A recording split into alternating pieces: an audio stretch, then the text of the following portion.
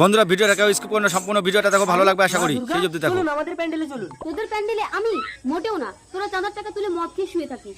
তোদের ওই সাউন্ডম্যান পল্টু একটা কথা শুনি না, সারা রাত কানের কাছে উল্টোপাল্টা গান শুনে রাখে। তোদের ওই ব্রাহ্মণটার নাম কি?